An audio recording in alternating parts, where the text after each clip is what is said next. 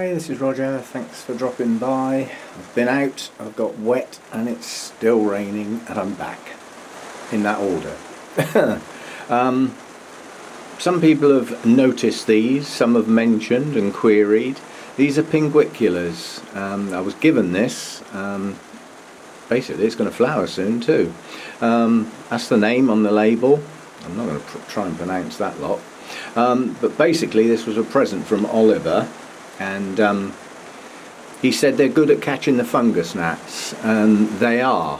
They're so good at it, in fact, that most of the new leaves on this one have not got any because they've run out. I might have to start feeding them now. But I've got a couple of these dotted around. Again, more presents from Oliver. He brought me another two little ones at our show. You can see the little flies that they catch. They do a grand job.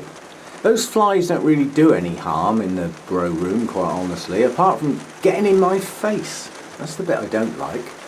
Always in your face, wherever they are, they're in the way. And I've got another nice one over here. This one's grown tremendously. I think the leaves on this were about an inch, inch and a quarter long when Oliver gave it to me.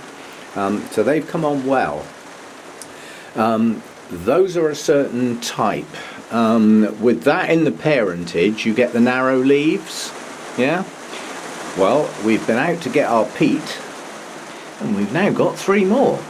These are they're all hybrids, and they're all different colours, and one of them's actually got a flower bloom on. So we'll see what colour that is. But all three of these have the thicker leaves. The guy said, you know, in the summer at the height of the season, this looks like a giant lettuce. It grows very, very large. And he said these are all pretty easy growers, you know, suitable for beginners, like what me is. So anyway, they've been catching flies at his place as well. But they're a carnivorous plant that basically has tiny little sticky hairs on the leaves that are virtually impossible to see. But the flies stick to them and can't get away, and then enzymes, I think, or something or other, actually dissolve their bodies and feed the plant through the leaves. I like that. I like that a lot. Anyway, this one is Tina. It's a purple one, I think. That one's a Wesser cross. I'm not quite sure what colour that one is. And this one is cherry blossom. I think that's a delicate pink. So that one is probably the deeper purple one. Anyway, three different ones to go with the one I've already got, so there are now four different ones, and they can carry on doing their job. And that's just arrived as well. I'm not going to make a big deal out of that. I think everybody's fed up with talking about that thing. But basically, because of my unreliable pH meter, I've basically got some testing stuff. You just put your whatever you want to test, a measured amount into that little test tubey thing, and then you get a little dropper in the bottle, I presume, and you put a number of drops in with it and give it a shake about, and it produces a colour which you then look up against a chart which must be inside somewhere. Anyway, it's probably not as accurate as the pH meter, but it's going to be a lot more accurate than the pH meter I currently have until I decide what sort of new one I want to get. And this is the narrow range one. This has far fewer colours to worry about, basically. And it measures from about down to 5.6. I'd never need to go any lower than that, up to about 7.4, and I don't need to go as high as that, so somewhere in between. Looking at those colours on there, a nice sort of mossy greeny colour looks about right, as opposed to a turquoise or a yellow. But we'll have a play with that next time I water, not today. Right, the next thing is, the reason I went out was to get the peat to deal with this pot full of Disas. So it's kitchen time with a with a degree of dread. Let's just put it like that. I don't know how many plants I'm going to get out of there, but we'll go out in the kitchen and empty the pot and see what we've got. I deliberately let that dry off a little bit. It's normally standing in water till it dries out, and then it gets some more water, but let that dry off a tiny little bit. If they ever dry out, they die. You must never let them get dry. And we'll see what we've got in the pot. This could be fun. Depends on your definition of fun, though. Okay, let's play What's in the Pot. And it really is a game this time because I don't know what's in the pot. There will be roots, these are good plants. Well, that's not in question, but what I don't know is what sort of root systems I've got. My scissors are sterilising in rubbing alcohol. I may need them. I was warned to treat everything to do with Disas with kid gloves. Everything delicate, they are very susceptible to damage, the roots are very fragile, and so are the plants. So everything's got to be treated very, very delicately. The expression was with kid gloves. Well, quite honestly, those are the best gloves you can have. If you want to get a delicate touch, you won't get it with gloves on. You need this stuff, you need the skin. So let's see what we've got then. This should just slide out. It's quite a gritty mix. Got lots of weeds in here.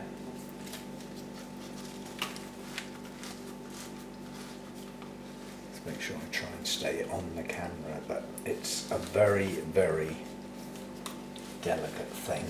You don't want any pulling, pushing or shoving. I was hoping that was just going to lift out really, really easily. I don't think it's being held in by the roots, it's just compacted roots, I think, where there's so many plants in here. There we go. Okay.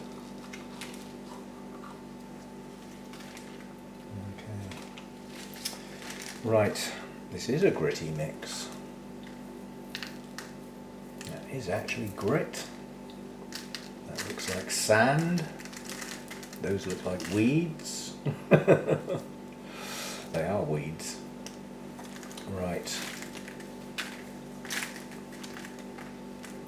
Now you can see what I'm getting at. Look, that is a plant.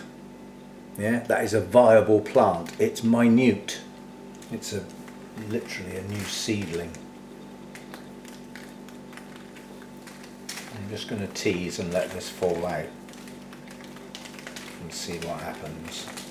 I may have to run these under the tap to get the worst off. I don't want to bash these around. There's a solid mass over this side. They're all sort of joined together.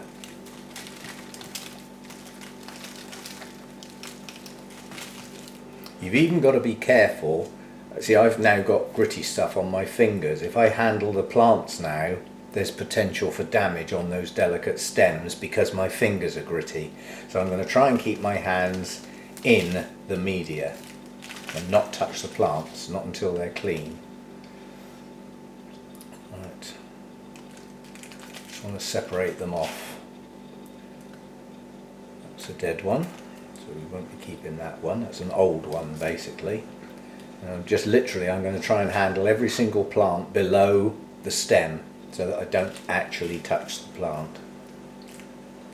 They're all at different heights, they'll all have some good roots, some might not have many roots at all. But we'll see what we can do. Now this is the one, this is not, I'll try and explain. When one flowers, this is an X-flowered plant, that plant is of no use. And you can see the little corm at the base. But the way they grow is that when they bloom, they die. And they die back into this little bit here, and that bit will rot because there's no life left in it. But while it's producing its summer growth and its blooms, it produces these little side plants which should just gently pull off with their own root system. Yeah? So we don't keep that bit. That is an X plant, it's already flowered and it's of no use, so that can go with any dead ones I find. Now one's as small as that, believe it or not, it's got a hell of a root on it, but it's got next to no plant. That may or may not make it, that might not be viable, it might be just too small. But we can try.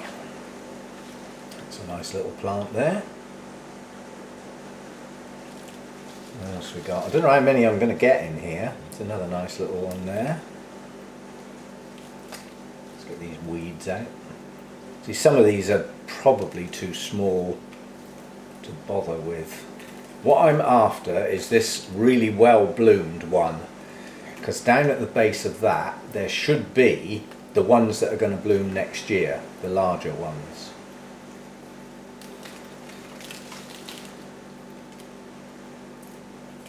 There's another dead one. So there's two nice plants there. They're joined together. They're going to stay joined together as they are. I'll plant them like that. To separate them would cause damage. There's no point. So we'll keep those two together. What else have we got? There's a lot of very, very tiny ones in here, which I might just try and pot up in a little pot on their own and see if they'll grow on. They are very tiny.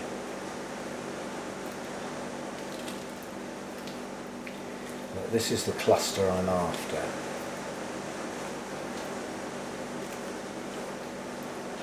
And this is quite a little solid mass here. I'm not sure these are going to come apart very easily. I think what I'm going to do is I'm just going to run them under the tap so that I can see what I'm doing. So that's the original plant here. Both of these two large plants have grown from there, and so have these. So yeah, I'm going to clean them up under the tap, and I'll be back, because I've got gritty hands. If I'm running under the tap, I keep everything clean as I go, so I'm going to do it that way. I'll be back. Okay, this is what I've ended up with. The advice from the Disa grower at the Orchid Society was pick your largest and best bulbs and pop them up singly, so that you've got a nice... Well, I know what the thing is, in that guy's head, everything he grows, he's growing for a show. Every single plant in his mind has the potential to go to a show. So that's his start point, that's his thinking, that's how his mind works. So his idea of one single plant in the middle of the pot would be to show it. Well, I had a pot full of plants, which I thought looked quite nice, and that had two flower spikes on, with multiple blooms on both spikes. And I actually thought that looked quite nice, like that. So I've got choices. I've got some small plants along here. Well, those won't bloom next year. Those are to grow on. They're all going to go in a single pot. There's two there joined together that don't want to separate, so they can stay together. Won't hurt them. I'd rather do that than damage them. There's another two there that are effectively joined, so that they can stay as they are. So that's a little group to grow on for next year. And then I've got these. I've got 4 medium-sized ones and 4 large ones, although one of them is somewhere between the two. This is a good plant. It's got a nice corm on the bottom, but then you look again, it's actually got 2 corms on the bottom, because it's 2 plants. If I try and separate them, I could damage them. So that, to me, is going to get treated like a single plant.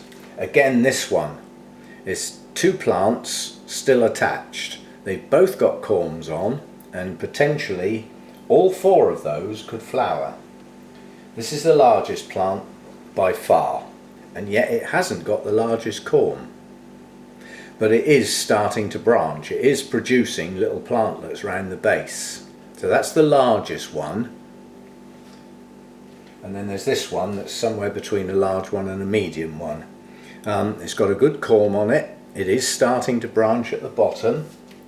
And then coming on to the smaller ones, again there's 2 joined there, and the corms are sort of virtually fused.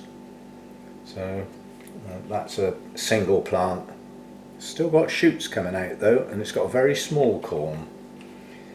That one, single plant, next to no corm on that one. It's hardly developed yet. And this one, that's got a large corm, but not a large plant sat on top of it. So we'll have to see how that goes. So I'm going to have a coffee and a think as to how I want to pot these up. Do I want several good plants in a reasonable pot producing multiple flower spikes as a single show? Don't get me wrong, I don't mean to take to a show, I mean to show for me to look at. And then the ones that aren't quite so big, put them in a separate pot to grow on. They may or may not bloom. And then another like community pot of all the small ones in together. That's probably what I'm going to do. But I'm going to have a little, like I often do, walk away and think rather than staring at it. Yeah? And I'll come back when I've made up my mind, and I'll get what pots I need, and then we'll have a look at mixing up the media and all that. We start getting dirty again. Okay, thinking done. The largest plants are going to go in this pot. The next set are going to go in there, and that's a deeper pot. And the tiny little ones to grow on are going straight back in the pot they've just come out of. If all of those plants manage to live in there, obviously that pot is big enough. That's my theory anyway. Now the guy who grows the Disas really well at the Orchid Society, he plants in pots, a single plant in a pot that's at least as big round as that and deeper than that. And I asked him, I said, do your Disas need a deep pot? He said, no, I fill a third of the pot with the polystyrene peanuts. I said, why do you do that? I just do. Sorry for Roger, that's not a good enough answer. You need a better answer than I just do. It may be that's how he's always done it, and it works great for him. So he has no real reason. I mean, it is traditional in deep pots to put some crocking in the bottom, but then you've just turned it into a shallow pot as far as I'm concerned. And I want my Disas to be able to stand in water and be watered from the bottom. I don't want any rock getting around the base of the plants. So there would be no point in putting polystyrene peanuts in the bottom of the pot, because it would defeat the object of being able to stand them in water to keep them moist. So I'm not doing that. It's all very well giving me advice, I don't have to take it. I apply my own logic. So it's hubble bubble, toil and trouble time mixing. And I've just had a quick look on the Disa nursery, Dave Parkinson Disas, and over the years he has tried many mixes, and every single time he comes back for his best results. And you have to bear in mind he's got some stunning awards at places like Hampton Court, Chelsea Flower Show, Tatton Park. So as far as I'm concerned, he's the main man. And he keeps coming back to real peat, none of this garden centre stuff, which is why I've had to travel to go and get this. This came from Germany originally. You've got a job to get it nowadays. And even the man, Dave Parkinson, is having trouble getting sufficient peat for his Disas. Yeah? So this is just peat. There's nothing in it, no nutrients, nothing. It's just pure peat. And this mix is supposed to be 40% peat, 60% peat and 40% perlite. Bearing in mind this is done by volume, not weight. Now, this isn't, it is perlite, but it's sponge rock. This is the American stuff, so it's a larger grain than you can normally get in the UK.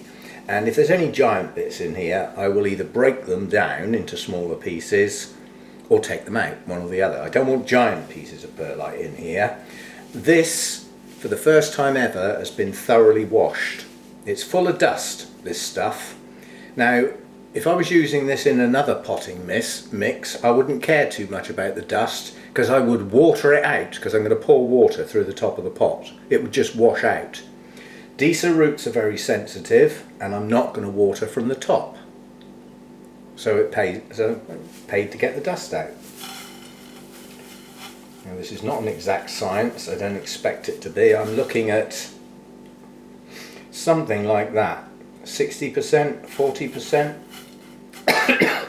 I'm surprised actually, there's hardly any giant bits left. This was the bottom of the bag, which is why it had so much dust in it. But even the bigger parts just fall apart. And as I say, I don't want any giant pieces. They won't do any harm, but you know, these are tend to like quite a fine mix. So I'm happy with that as a percentage. And then I'm going to use somebody else, the guy from the Orchid Society. So I'm just rinsing the hands, so I've got grit on them. Don't touch plants with grit on your hands. Well, not these anyway. What he does is he adds a percentage of finely chopped sphagnum to his mix as well. And he grows show-winning Disas. So I'm going to do some of that as well. Now, I don't know how finely chopped we need to be, but I'm just going to hack it into tiny little pieces. That's what he says he does. He chops it right up and then he puts it through a sieve, apparently. It's all good fun, isn't it? That's what I said, it's like a witch's brew. And does it have to be an exact mix? Well, no, it doesn't. But somewhere near it is probably a good idea. You know, when you're talking to a professional grower who's been growing Disas all his life. Yeah, it's his living. And obviously he's tried and played with different mixes and played around at different times in his life. As I said, he quite adamantly says on his website he keeps coming back to pure peat and perlite and the lowest levels of feed. I don't know how much of this to put in actually. I'm just going to go by eye, I think. Ow, we don't really want bits of finger in there, do we? Already had one accident this week, walked into a door, duh. Yeah,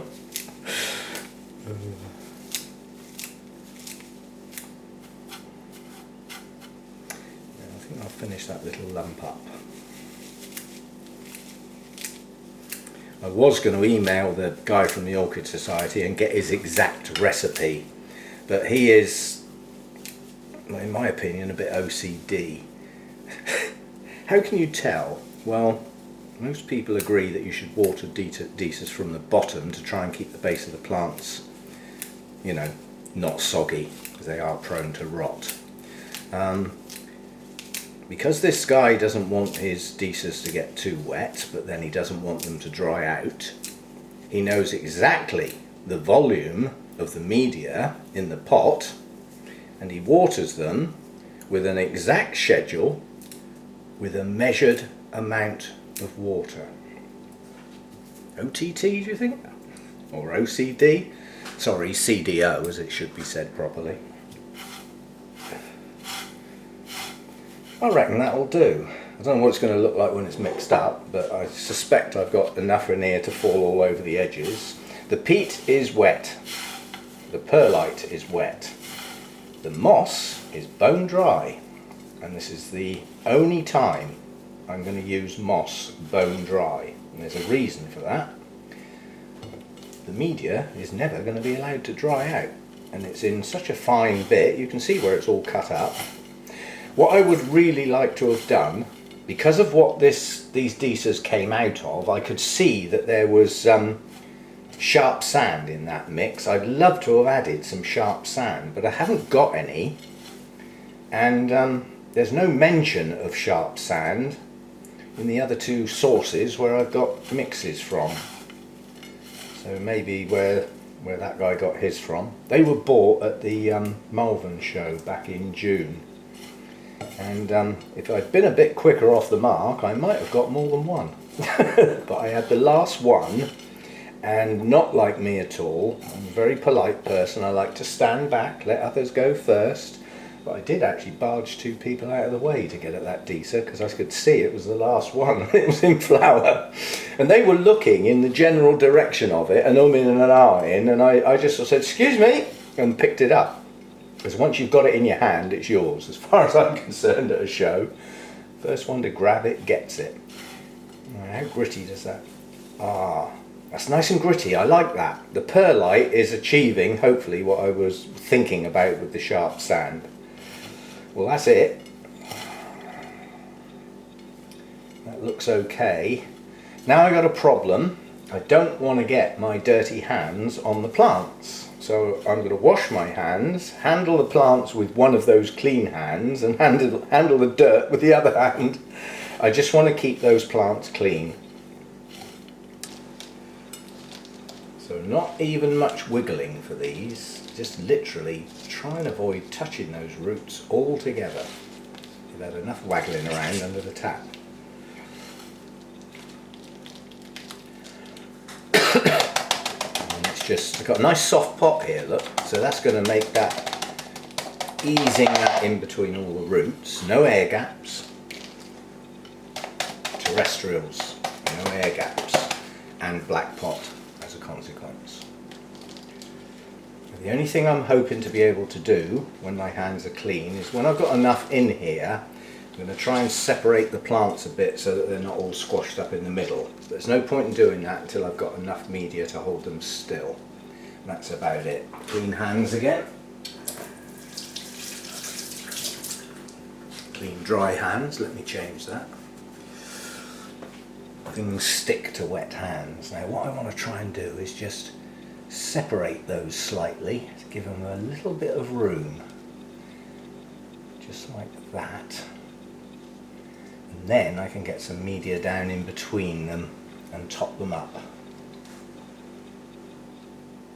so they will point slightly out from the centre of the pot. Something like that. Is that deep enough yet? I've got a little trick to keep the base of the plants from getting soggy. I'm going to put some grit on the top of the pot once I've got the media to the level I want it. So I'm just playing with the media now, not with the plants, so I don't mind using both hands. Just want this to sit just effectively where the leaves change colour, because that's the depth they were at before.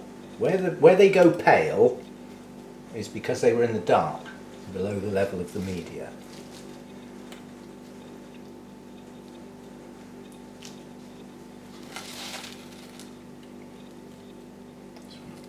Move that one slightly over if I can.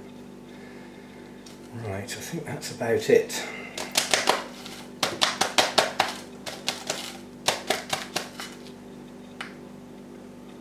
Prefer that one to be a bit more upright. I think that is about it. And the last thing to do is just a settling process. I've got one that's very, very slightly high. So I'm just going to put a sprinkle round just near the base. You have to bear in mind this media is not going to get washed down. It's not going to get watered from the top. So the level of the media that I set now is how they're going to live. Okay, that's that one done. And that used up quite a bit of media, didn't it? And given that that pot isn't as wide, but it is deeper, that's going to use the same amount. So I know there isn't enough here to do another big pot, but I highly suspect there's enough there to do that little pot. So we'll do the tiny plants next. Let's just get my hands clean again. These are going to be even more susceptible to difficulties simply because I'm trying to hold too many plants still at the same time. So they may all end up quite near the middle of the pot. And you'll have to grow outwards from there.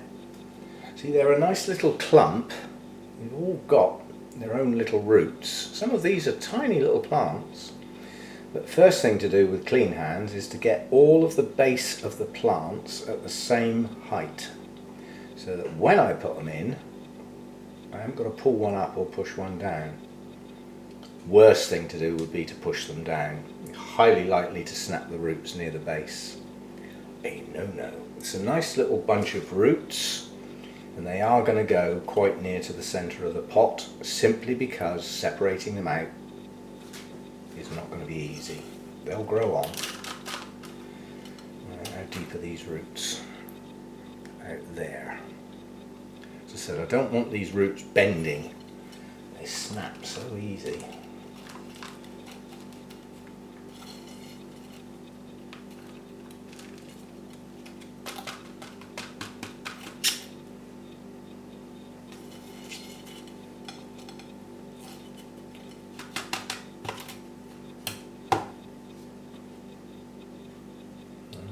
Those are quite close together.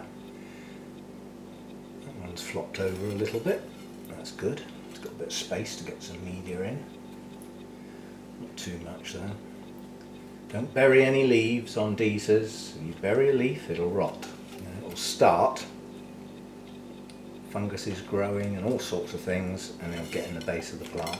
So don't bury leaves. If you see a dead leaf on a Disa, get it off. Don't let it die back. Very prone to rotting. It's really because they come from such a pure area. The water they get comes straight down off the mountains. It's melted snow, you know, and it's cold. These are not warm growers. They will tolerate heat. That doesn't mean they're warm growers. Those roots must have been slightly damaged. I'm still going to put that in the pot because it has root nubbins, but whether that one will grow or not, I don't know. Make a little hole for him and see if he'll pull on. It's funny actually, when I was handling them I thought that one, those roots don't look attached.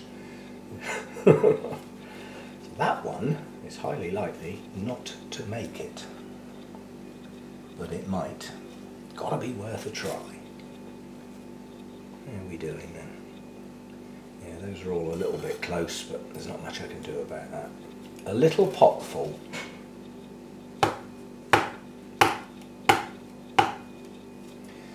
That's those done. Right, now we need to mix up enough for that pot, don't we? Right, here we go again. Yeah. Oh, you don't need to see me mix some more. I'll be back when I've mixed it. Okay, with this pot, I'm going to try something different. Yeah? And the reason I'm going to try something different is memories of when I used to take things like geranium cuttings and fuchsia cuttings and things. Did you plant those in the middle of the pot? No. You planted them round the edge of the pot, didn't you? And if I try doing that with these, they'll be a lot more separate and they can grow in to the pot if they need room. You see what I mean? Whereas if I put them all in the middle, yes, they can grow outwards, but they're all bunched up together. So I'm going to try placing them round the outside of the pot as though they were cuttings. That's my theory, what I have. And that will spread them out a bit. Of course, you know they're not going to stay there, don't you? As soon as I start putting the compost in, they're going to drop down. But, well, if they drop down, I'll pull them up again. Gently, of course. I'm just going to try and get some media around them, enough to hold them still. That's all.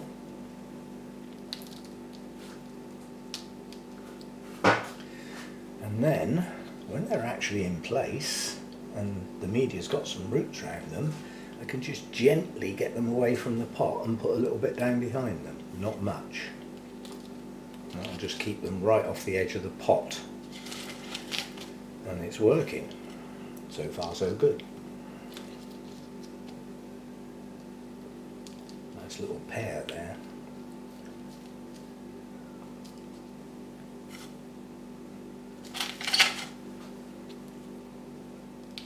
And then we can see, as their